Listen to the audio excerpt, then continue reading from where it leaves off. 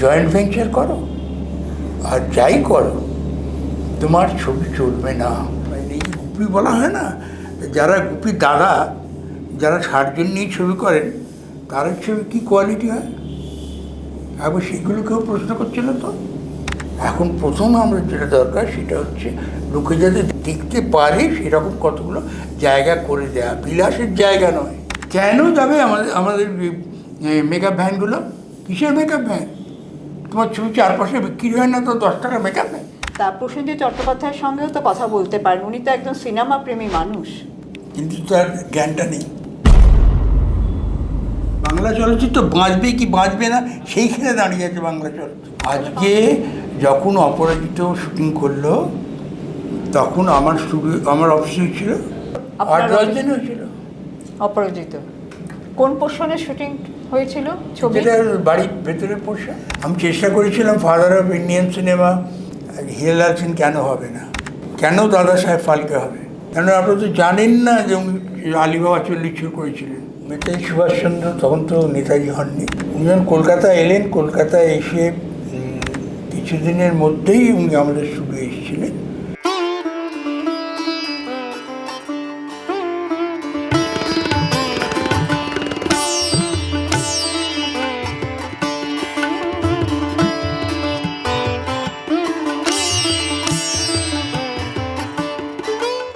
অরোরা তো কখনো যুগ্মভাবে প্রযোজনা করেনি, সে বহু বছর আগে গোড়াপত্তন যখন হয়েছিল এই সংস্থার, তখন তো তামিল, তেলেগু, উর্দু ভাষায় যুগ্ম প্রযোজনা হয়েছিল। পরবর্তী সময় তারা একক প্রযোজনা করেছে এবং পরিবেশনাও তারা এককভাবেই করেছে।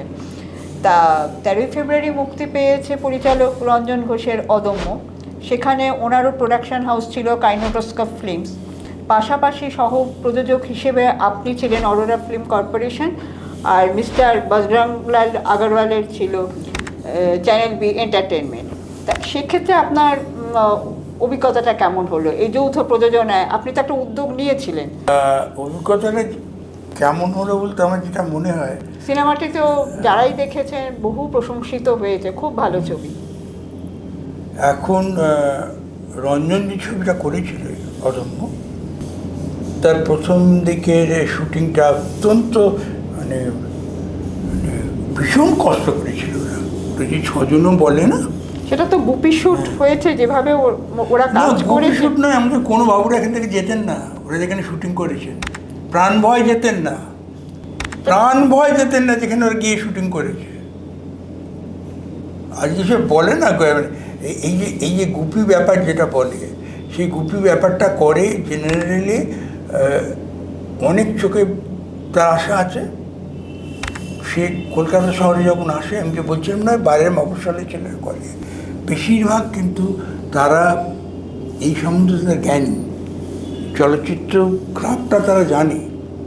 তারা যখন এখানে আসে, তাদের যখন বলা হয় যে তুমি 8,000 টাকা দাও, তুমি 10,000 টাকা দাও, তুমি 3 লাখ টাকা দাও, তুমি 5 লাখ টাকা দাও, এইসব বলে তাদের ভয় দেখি এমন একটা জায়গায় নিয়ে যাও। সময় ফেডারেশনে তো সেটাই কর্মপদ্ধতি ছিল। আমি কারোর নামে দোষ দিচ্ছি না ভাই, আমি বলছি এই যেমন চাওয়া হয়, সেই ছেলেগুলো তারা তো স্বপ্ন দেখছে একটা ছবি করার জন্য, তারা ফিরে পালিয়ে যায়। কিন্তু তাদের সেই স্বপ্নটা তারা সাকার করে, তারা নিজেরা 5-6 জন বন্ধু মিলে ছবিটা তৈরি করে শেষ করে। তাদের দোষটা আমি দেখতে পাই না। এই যে গুপি বলা হয় না, যারা গুপি দাদা, যারা 60 জন নিয়ে ছবি করেন, তার ছবি কী কোয়ালিটি হয়, আবার সেগুলো কেউ প্রশ্ন করছিল তো। আমরা তো কন্টেন্ট নিয়ে, আমরা ছবিটা কী তৈরি হলো সেটা নিয়ে ভাববো। কে 5 জনে করলো কি 50 জনে করলো সেটা নিয়ে ভাববো না। যাদের আমি নিয়ে যাবো, আমি 5 জন ইলেকট্রিশিয়ান যাবে, কেন যাবে? সে বাচ্চারা তো প্রশ্ন করতে পারবে। যে 600 টাকা করে তাদের শিফট হয়, যেই শিফট হয় না ওই আবার নানা রকম আছে। 8 ঘন্টা 10 ঘন্টা শিফট, যেই 10 থেকে আরও 5 ঘন্টা হলো তখন কিন্তু ডাবল হয়ে গেল। তখন আর 10 ঘন্টা হবে না, 5 ঘন্টায় ডাবল হয়ে গেল, 12টা। তারপরে যদি 2.5 ঘন্টায় ডাবল হয়ে গেল, তার মানে যে প্রডিউসার করবে সে তো সেইখানেই মারা যাবে, তাকে চুপ করতে হবে। সেটা নিয়ে ভাববার কেউ নেই। এখন নতুন সরকারের কাছে অনেক অনেক অনেক কিছু আমাদের চাওয়ার আছে। তাই এই যে যৌথভাবে যে প্রযোজনা করলেন অদম্য, তা আপনার অভিজ্ঞতায় কি বললেন? কি অভিজ্ঞতা যেটা বলছি, আমরা তৈরি হইনি। ওই বম্বেতে যে যৌথ প্রযোজনা হয়, সব ছবি যৌথ প্রযোজনা হয়, কারণ 600 কোটি 700 কোটি টাকা ছিল, সেটা একজন কারোর দেওয়া সম্ভব না। এই জন্যই তারা যৌথ প্রযোজনা করে। আমরা বললাম তুমি 600 কোটি টাকা দিয়ে ছবি করো, তো আমি 60 লাখ টাকার ছবি করি। তুমি যদি 600 কোটি টাকা 10 জন নাও, আমি 60 লাখ টাকা 5 জন নেবো। 12 লাখ টাকা করে যদি হয়, 12 লাখ টাকা তুমি এত, এই যদি ছবিটা লস করে তাহলে তুমি সহ্য করতে পারবে। কিন্তু আমার যেটা প্রথমেই ভুল হলো, আমার ছবিটা তো হিন্দি নয়, আমার ছবিটা বাংলা। বাংলা ছবিটা দেখাবার মতো জায়গা তো খুব কম। হিন্দি ছবি সারা পৃথিবীতে দেখাতে পারে, কিন্তু বাংলা ছবি এই চুঁচোর পর থেকে আর যায় না, যায় না, লোকে দেখে না। সেইখানে জয়েন্ট ভেঞ্চার করো আর যাই করো, তোমার ছবি চলবে না। এখন প্রথম আমরা যেটা দরকার সেটা হচ্ছে লোকে যাতে দেখতে পারে সেরকম কতগুলো জায়গা করে দেয়া। বিলাসের জায়গা নয়, ছবি দেখার জায়গা। আগে ছোটোবেলায় আমরা গ্রামে, আমরা যখন প্রথম কাজ শুরু করলাম, তখন আমাদের গ্রামে টুরিং সিনেমা যেত, আমরা নিয়ে যেতাম। খড়ের ঘর করে, তার তলায় খড়ের মেঝে করে, তারপর চট দিয়ে, আর এই পেছনের সিটগুলো থাকতো বাঁশ দিয়ে বেঞ্চি 8টা 9টা, আর সামনের দিকে থাকতো মেঝেতে বসে। সেইরকমভাবে আমরা সিনেমা চালিয়ে বড় হয়েছি। আমি জানি কী করে টুকিং সিনেমা করতে হয়। আমাদের দূরে নিয়ে গিয়ে গর্ত করে জেনারেটরটাকে বসাতে হতো, যাতে আওয়াজ জানা সিনেমা ফেরত আসে। আজকে সেই সমস্ত জিনিসগুলো মানুষ ভুলে গেল, কষ্টটা ভুলে গেল, বিলাসিতাটাকে ভীষণভাবে বাইরের দিকে চলে গেল। কেন যাবে আমাদের মেকআপ ভ্যানগুলো? কিসের মেকআপ ভ্যান? তোমার ছবি চারপাশে বিক্রি হয় না তো 10 টাকার মেকআপ ভ্যান? সেটা বলার লোক নেই, কারণ যে তিনি প্রডিউসার, তিনি লগ্নিকারী, তিনি প্রডিউসার নন। আমি কেন তোমার মেকআপ ভ্যান দেবো? তোমার ছবিতে যদি লোকে না থাকে, তোমাকে কেন দেবো? তুমি কে? সেই প্রশ্নটা করাতে চাই, তেমন তুমি জানে না। সেটা না করে আমরা যদি এখনই এক জায়গায় বসি, নতুন সরকারকে নিয়ে বসি, এবং যে লোকগুলো বসবেন সেই লোকগুলো যদি এর মমত্ববোধ থাকে, তার মধ্যে যদি দায়বদ্ধতা থাকে, তার মধ্যে যদি চলচ্চিত্রকে ভালোবাসা থাকে, তার জন্য যদি চলচ্চিত্রকে আমরা ভারতের মাটি থেকে আবার বিদেশের মাটিতে নিয়ে যাবো, সেই জোরটা থাকে, বসুক, অন্যরকম চলচ্চিত্র। কয়েক মাস আগে পদ্মশ্রী প্রসেনজিৎ চট্টোপাধ্যায় তো ঘোষণা করেছিলেন মিনি সিনেমা হলের কথা, 40-50 জন আসন বিশিষ্ট, যাতে নাকি সিনেমা হলের প্রসারতার বৃদ্ধির জন্য। তা নতুন সরকার এলো আমাদের পশ্চিমবঙ্গে, তা প্রসেনজিৎ চট্টোপাধ্যায়ের সঙ্গেও তো কথা বলতে পারেন, উনি তো একদম সিনেমা প্রেমী মানুষ। কিন্তু তার জ্ঞানটা নেই। একটা জিনিস করতে তাকে ভায়াবল করতে হয়। ভায়াবলটা করতে হবে। 75 জন ক টাকার টিকিট কাটবে? বললেই হয়ে যায়? বললে হয় না, আমাকে ভায়াবল করতে হবে। পয়সাটা আসল কথা নয়, দায়বদ্ধতাটা আসল কথা। সেই দায়বদ্ধতাটা যেখানে থাকবে, যাদের মধ্যে থাকবে, তাদের সঙ্গে অরোরা থাকবে। দায়বদ্ধতা না থাকলে অরোরা থাকবে না। 15 বছর সরকার ছবি করতে দেয়নি, আমাদের করতে দেয়নি। শুধু কি পশ্চিমবঙ্গের ডকুমেন্টারি করে কি একটা সংস্থা বেঁচে থাকে? সে সারা পৃথিবীতে ঘুরে। সেই ঘোরার জায়গাটা আমি বলছি, মানুষরা আসুক, আমি বলে দেবো কোথায় তোমরা ঘুরতে পারো। জানবারও কারোর ধৈর্য নেই, আসারও কারোর ধৈর্য নেই। এই মুহূর্তে তো ওটিটি খুব পাওয়ারফুল একটা জায়গা, ফলে বাইরে যে টিকিটের দাম মাল্টিপ্লেক্সে, অতি সাধারণ মানুষ সেখানে যেতে পারেন না। তাদের ভাবেন যে আর কদিন পরেই তো ওই সিনেমাটা আমি ওটিটিতেই দেখবো, এটা 1 নম্বর। দ্বিতীয়ত হচ্ছিল মানুষ এখন ভীষণ কর্মব্যস্ততার মধ্যে থাকেন, সময়ের একটা অভাব আছে, ফলে তারা তখন ওটিটিতে দেখছেন। পাশাপাশি এখন ওয়েব সিরিজ এসে গেছে, শর্ট ফিল্ম চলছে, তা সেই কারণেই কি মানুষ হলমুখী হতে চাইছেন না? হলমুখী আপনি একটা 18 ফুট বাই 20 ফুট স্ক্রিনে যেটা দেখবেন, তার যে এফেক্টটা আসবে, সেটা টেলিভিশনে ইউটিউব স্ক্রিনে আসে না। উপায় নেই, তারা দেখছেন ওখানে।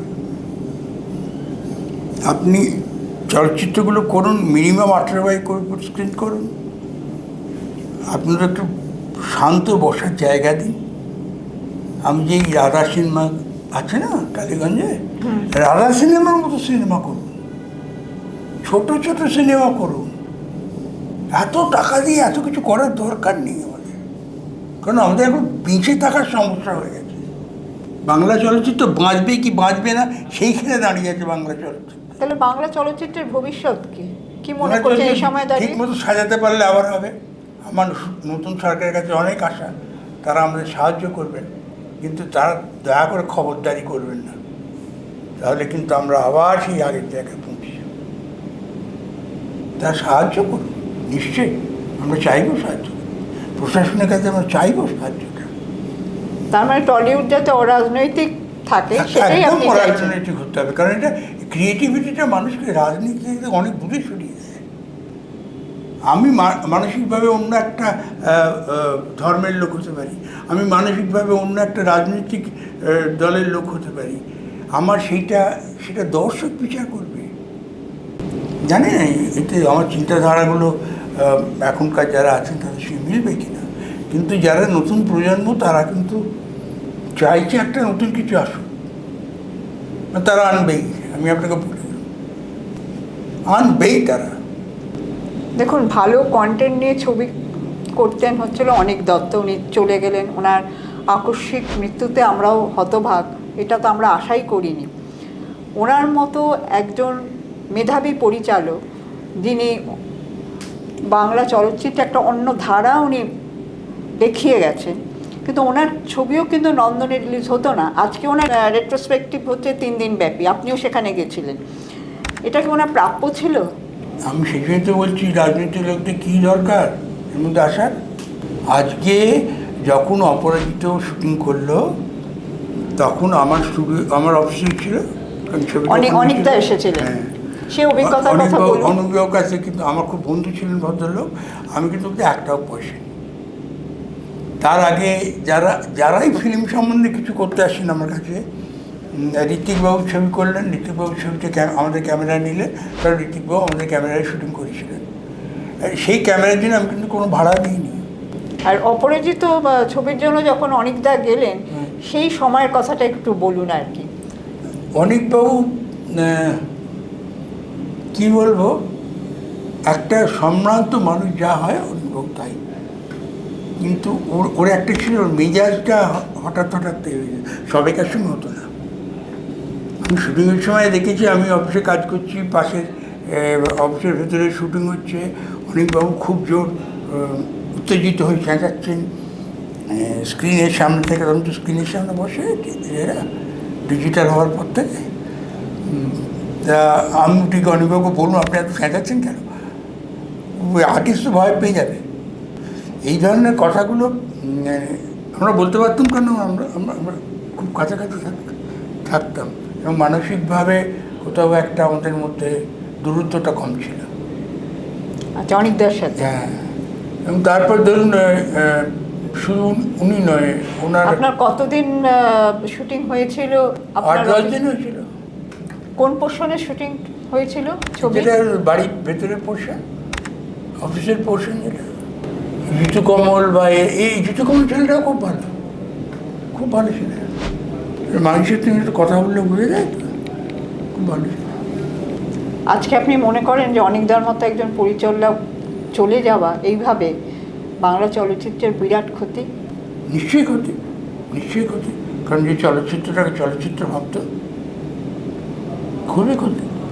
যে কটা ছবি পরিচালনা করে গেছেন প্রত্যেকটি তো ভিন্ন ধর্মী, এবং প্রত্যেকটি ছবির ক্ষেত্রে ওনার বক্তব্য কিন্তু আলাদা। তা সেক্ষেত্রেও তো একজন মেধাবী পরিচালক হয়েও কিন্তু ভালো কন্টেন্ট দিয়েও ওনার না, আসলে কী কারণে উনি ওইভাবে চলে গেলেন আমরা তো জানি না ভাই, আমরা না জেনে তো কথা বলার নেই।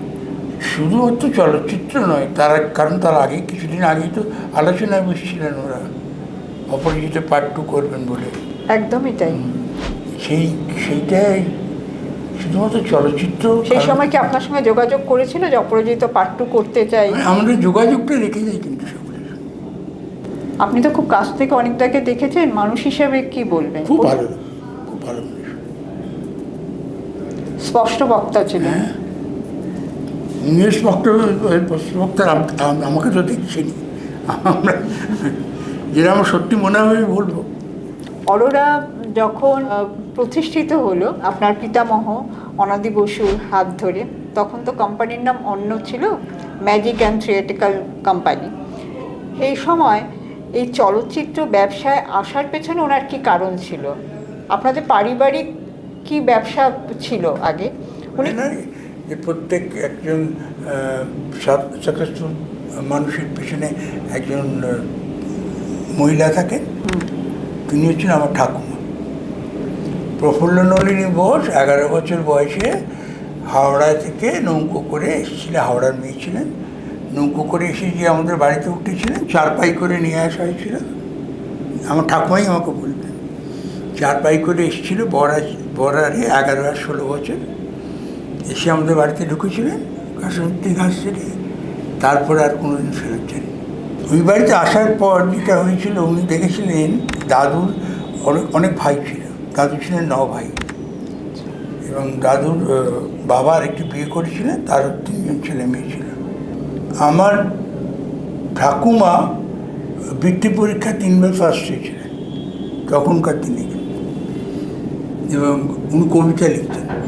আমি কবিতা মানে প্রিন্টেড কবিতাও বেরিয়েছে, কিন্তু আমি কোনোদিন ওটা খুঁজে পাইনি, এবং ছবিটা করেছি। আপনার ঠাকুমার লেখা? হ্যাঁ, এই অবলা বসিত শিশু। তো সেই ভদ্রমহিলা খেয়াল করছিলেন আমার দাদুর বাবার একটা অ্যাসিডের কোম্পানি করেছিলেন, বড় ছেলের নাম ছিল জানকী, জন কি অ্যান্ড কোম্পানি বলে। সেখানেই সব কটা ছেলেকে এই এর মতন ভাড়ার মতন গিয়ে দোকান চালাতে হতো বড় বাজারে।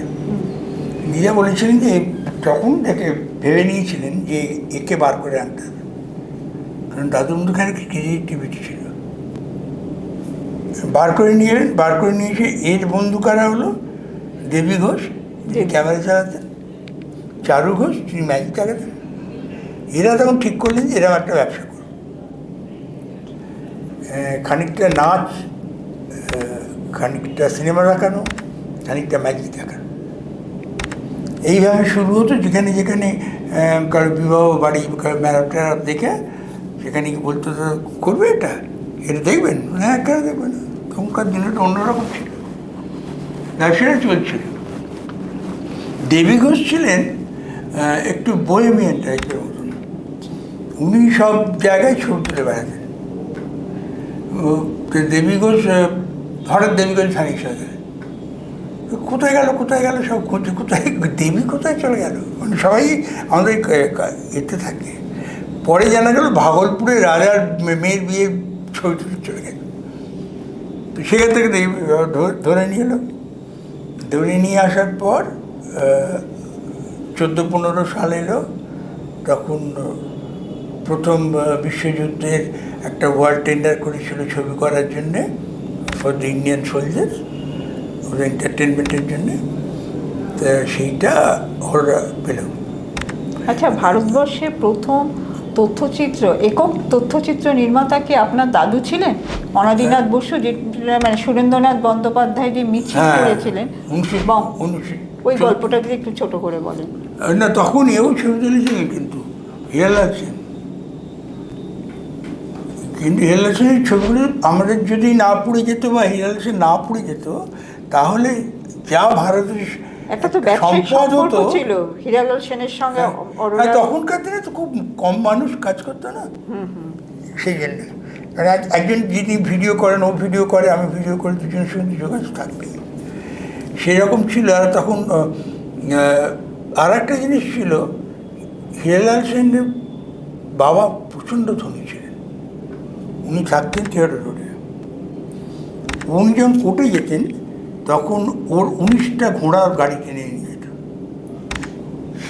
সেইখান থেকে হিরালাল সেন আর মতিলাল সেন তারা ওখান থেকে সেন্ট জেভিয়ার্স কলেজে গেল পড়তে। ফাদার লাফো বলে একজন প্রফেসর ছিলেন, যিনি ফিজিক্সের ছেলেদের শেখাবার জন্যে প্রজেক্টর বাইরে থেকে ছবি এসে দেখাতেন, সেইটা ওর মাথাটা খারাপ করে দেয়। হেলালসেন যখন লেখাপড়া শেষ হয়ে গেল, মাকে বললেন যে আমাকে একটা ক্যামেরাকে নিয়ে যেতে বলো বাবা। বাবা বললো মেরে বাড়ি থেকে তাড়িয়ে দেবো, যাও তোর কথা বলে।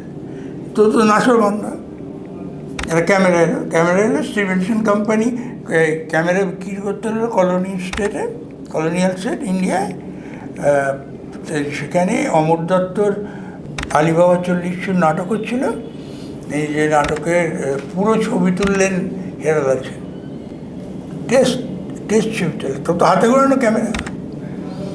এবং সেই ছবিটা কিন্তু ছিল, দুর্ভাগ্যবশত 1904 সালে মারা যান। ওর ওখানে আগুন লেগে যায়, বাড়িতে আগুন লেগে সব পুড়ে যায়, একটাও কিচ্ছু ছিল না। তার জন্যে আমার কিছু অনেক বড় কথা বলে যায়। আমি চেষ্টা করেছিলাম father of Indian cinema Hilal Sen কেন হবে না, কেন দাদা সাহেব ফালকে হবে। তখন বলেছিল যে ও কোনো ফিচার ফিল্ম করেনি, হরিশ্চন্দ্র করেনি, সেই জন্য কেন হবে না। কেন আপনারা তো জানেন না যে উনি আলিবাবা 40 করেছিলেন, আপনারা জানেন? তখন বললো, আমাকে বললো আপনাকে আপনি প্রমাণ দিন। আমি না খুঁজেছিলাম সব জায়গায়, বললাম একটা প্রেম দাও আলিবাবা 40 আমাকে ফাদার অফ ইন্ডিয়ান সিনেমা করবো, কোথাও খুঁজে পাই। এখন আবার আমি বিজেপি সরকারকে বলবো, দয়া করে আপনারা পাল্টান। যদি লুমিয়ার ব্রাদার্স তারা সিনেমা করলো, তারা কি ছিল, একটা ট্রেন স্টেশন থেকে এলো, সেটা কি সিনেমা, পুরো সিনেমা ছিল বিচার? তাহলে তাদের কেন ডিসকভারি সিনেমা বলে? এর কি কম নিউজ আছে নাকি? হেলাল সেন, আমি এতে গিয়েছিলাম বিএফআই তো নিউজ ডিল আছে, সেই নিউজ ডিলগুলো এনে তাহলে কেন উনি ফাদার অফ ইন্ডিয়ান সিনেমা হবেন না? আমি বিজেপিকে বারবার অনুরোধ করবো, আমার অনেক কিছু বলার আছে। ম্যাজিক অ্যান্ড থিয়েটিক্যাল কোম্পানি তৈরি হলো, সেই সময় থেকেই কিন্তু অরোরা তথ্যচিত্র নির্মাণ করতেন। একটু আগেই আমি বললাম যে আপনার পিতামহ অনাদিনাথ বসু প্রথম তথ্যচিত্র নির্মাণ করেছিলেন সুরেন্দ্রনাথ বন্দ্যোপাধ্যায় যখন বঙ্গভঙ্গ আন্দোলনের সময় লেনিন সরণিতে মিছিল করে যাচ্ছেন। এরপর তো বহু তথ্যচিত্র তৈরি হয়েছে অরোরা থেকে, রবীন্দ্রনাথ হয়েছে, এমনকি নেতাজি সুভাষচন্দ্র বসুর উপরও তথ্যচিত্র হয়েছে। শোনা যায় অরোরা স্টুডিওতে এসে উনি শুটিং করেছেন, সেই গল্পটা একটু শুনবো। নেতাজি সুভাষচন্দ্র তখন তো নেতাজি হননি, সুভাষচন্দ্র বোস তখন পুরোদমে কংগ্রেস রাজনীতি করেন এবং উনি গান্ধীজিকে হারিয়ে দিয়েছিলেন ভোটে। কিন্তু যে কোনো অনেক কিছুই রাজনৈতিক কারণে ওকে পদত্যাগ করে উনি কলকাতায় চলে আসেন। কারণ ওর যেভাবে উনি ভেবেছিলেন ভারতবর্ষটা চলবে, চালানো হবে, সেভাবে ভারতবর্ষ তো চলেনি। ওটা ক্ষোভ ছিল। উনি যখন কলকাতায় এলেন, কলকাতায় এসে কিছুদিনের মধ্যেই উনি আমাদের স্টুডিও এসেছিলেন এবং ওর ভাষণটা যদি আপনারা শোনেন তাহলে আপনারা বুঝতে পারবেন ভদ্রলোক কী ভাবতেন, একটা দেশকে শাসন করতে হলে কী করতে হবে। উনি বলেছিলেন, একবার যদি এই সমস্ত বিচ্ছিন্ন শক্তিগুলিকে আমরা সংঘবদ্ধ করে তুলতে পারি, তাহলে আমরা জাতির বুকে একটা বিরাট শক্তি সৃজন করতে পারবো। সমস্ত সাম্রাজ্যবাদ বিরোধী শক্তিগুলোকে এক জায়গায় নিয়ে এসে যদি একটা সংগঠন তৈরি করা যায়, তারা যেভাবে ভারতবর্ষকে চালাবে, সেটা একটা নতুন ভারতবর্ষ গড়ে উঠবে। আমি এক কথায় বললাম, কিন্তু তিনি ওটা আমাদের ওর বক্তৃতার মধ্যে আছে সেটা। এবং অত্যন্ত সাধারণ মানুষ ছিলেন, অত বড় হন না। এই তথ্যচিত্র কি অনাদিনাথ বসুর সময় তৈরি হয়েছিল? হ্যাঁ, পরে ওটা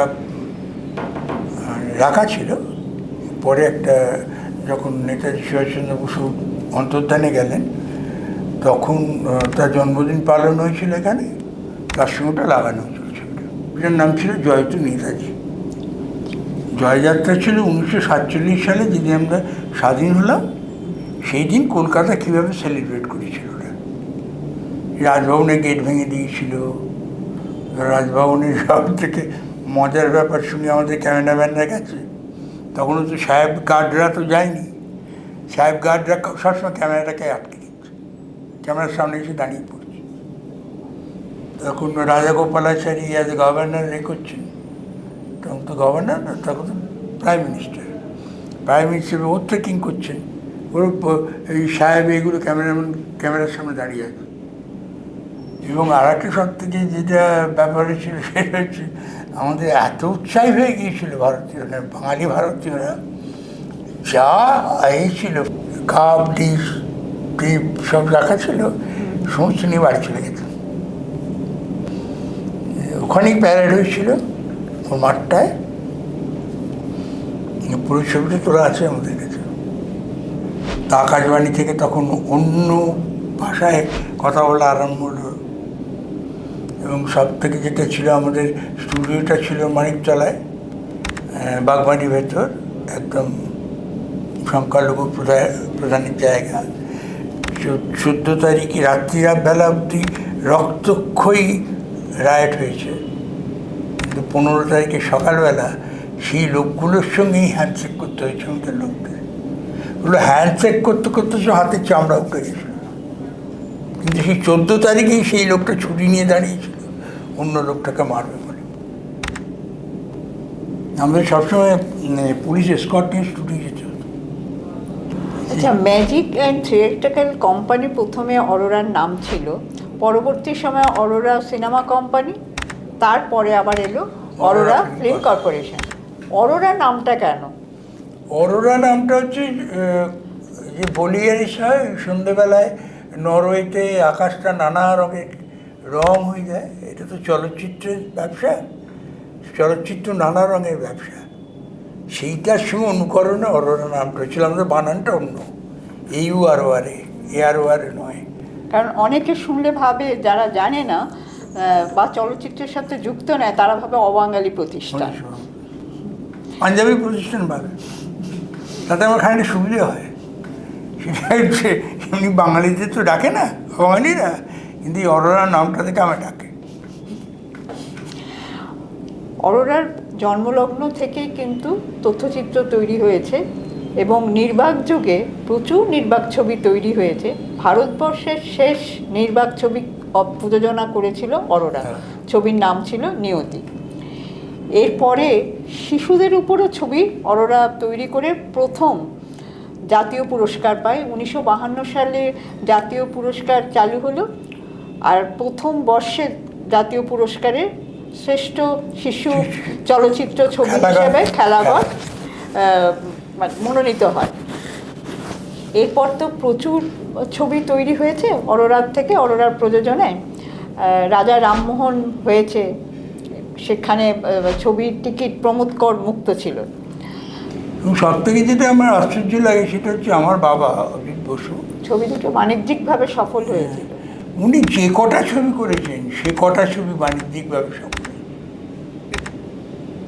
উনি খুব শিক্ষিত ছিলেন। দাদু যে কটা ছবি করেছেন সাইলেন্ট এরা, প্রত্যেকটা ফ্লপ করেছে। বাবা যে কটা করেছেন সে কটা কিন্তু সুপারহিট হয়েছে সব কটা। আপনার দাদু তো বেঙ্গল মোশন পিকচার অ্যাসোসিয়েশনের সভাপতি ছিলেন, পরবর্তীকালে সেটাই তো ইম্পা হয়। হ্যাঁ, বেঙ্গল BMPA যেটা হলো সেটা আমাদের অফিসেই অ্যাড্রেস ছিল 125 ধর্মতলা স্ট্রিট। আমাদের অফিসে এটা আরম্ভ হয়েছিল। আমি সেদিন না কোনো কারণ ছিল না, BMP আর্টিকেল অফ মেমোরান্ডামটা পড়ছিলাম BMPA, এবং সেইটা পড়তে পড়তে আমি দেখলাম তখনকার যুগে ওই যে মানুষগুলো এক জায়গায় বসে তারা যেটা করেছিলেন, তারা যে দূরদৃষ্টিতে ছিল, এখনকার লোকের কি সেই দূরদৃষ্টি শেষ হয়ে গেল? ব্যক্তিগত স্বার্থ আসছে প্রত্যেকের মধ্যে। প্রথম মিটিং হলো BMPর পাবনাতে। পাবনাটা কিন্তু সংখ্যালঘুদের জায়গা, কেন কলকাতা হলো না? কারণ ওই একাত্মতাটা বাড়াবার জন্য। এবং দাদু হলেন প্রথম প্রেসিডেন্ট, তারপরে হলেন BN সরকার পরে পরে। এবং বিএন সরকার ওনার নির্মিত নিউ থিয়েটার্সের সঙ্গে অরোরার কিন্তু একটা সাংঘাতিক ভীষণ যুগ ভালো সম্পর্ক। এবং স্বর্ণযুগ এখনো বলা আছে। যায়, স্বর্ণযুগ বলা যায়। এখনো আছে আমার নিউ থিয়েটার, আমাদের সঙ্গে যারা ছিলেন লালপুরের নিউ থিয়েটার্সের আমরা আছি, আর তো কেউ নেই। নিউ থিয়েটার্স মাঝে যখন দিলীপবাবু বেশি ছিলেন, দিলীপ সরকার বিএন সরকারের ছেলে, তখন উনি দুটো ছবি করেছিলেন। একটা আদি, আমার আদির নামটা মনে আছে, আর একটা মনে নেই। আদি ছবিটা কিন্তু ন্যাশনাল অ্যাওয়ার্ড পেয়েছিল। মানে ওই ওদের দূরদর্শিতার খানিকটা আমরা পেয়ে গেছি। দিলীপবাবুর সঙ্গে আমার খুব ভালো সম্পর্ক ছিল, আর ওদের পরিবারের সঙ্গে আমার সম্পর্কটা ভালোই আছে এখনো এখন। মানে নিউ থিয়েটার্সের প্রতিটা ছবির পরিবেশক অরোরা আপনারা ছিল। সব থেকে যেটা ভালো লাগে, আমরা যখন কোথাও দেখা হয় আমাদের সঙ্গে, খুব কম দেখা হয়, কিন্তু আমাদের মধ্যে কোনো ব্যবধান থাকে না। সেটা আগে আমরা সবাইকার সঙ্গে ছিল, এক্সিবিটার, ডিস্ট্রিবিউটার, যারা যারা তখন অবাঙালি অনেক ছিল, কিন্তু এখন অবাঙালি বলে একটা বলা হয় না, সেই অবাঙালি যারা ছিল, ধরুন দীপচাঁদ কাঙ্কেরিয়া, ধরুন কেবলচাঁদ, ধরুন জিতমাল কাঙ্কেরিয়া, ওরা যে ব্যবসা করতে আসতেন, তখন এসে কিন্তু আমাদের ওখানে আসতেন বা অন্য কোথাও গিয়ে কীভাবে অ্যাকাউন্টসে 6 মাস 7 মাস ধরে দেখতেন, তারপরে তাদের ব্যবসা আরম্ভ করেছেন। হঠাৎ পয়সা নিয়ে এসে লাগিয়ে দিলাম না, কিন্তু এই সমস্ত সিস্টেমটা ভেঙে গেল। এখন আপনি পয়সা মানে আপনি সব, আপনি পয়সা মানে আপনি সব নন, আপনাকে ঢুকতে দেবো না, আমরা মেম্বারশিপ দেবো না, সেটা বলার মতো লোক নেই। আপনার বাবা তো ফিল্ম ফেডারেশন অফ ইন্ডিয়ার তো সভাপতি, প্রেসিডেন্ট ছিলেন। সেটা মানে এখনও আমি ফিল্ম ফেডারেশনে যুক্ত, এক্সিকিউটিভ কমিটির মেম্বার ওদের, কিন্তু তখনকার মানুষগুলো ধরুন বা এতে ম্যাড্রাসে মিটিং হবে। এককালীন তো আপনাদের এক শাখা ম্যাড্রাসে ছিল, হ্যাঁ, রেঙ্গুনেও ছিল, হ্যাঁ। এখন তার কিছু নেই। না, ম্যাড্রাসে মিটিং হবে। জেমিনি স্টুডিওর মালিক কলকাতা সে বাবুলু কায়গা, তার শখ ছিল গাড়ি কেনা, 52খানা গাড়ি ছিল। তো সেটা লাস্ট কেনা হয়েছে, সেই গাড়িটা এয়ারপোর্ট যেত বাঙ্গাল সে বাবলু কারা হয়। এখন আমাদেরকে দরজার বাইরে বসে থাকতে হয়, এবং তাদের বাড়ির ছেলে বলে আমরা যে খাতির পেয়েছি সেটা কল্পনা করতে পারবেন এখন কেউ। একটা সময় তো পরিবেশক, প্রযোজক, পরিচালকের মধ্যে তো একটা আত্মীয়তার সম্পর্ক ছিল।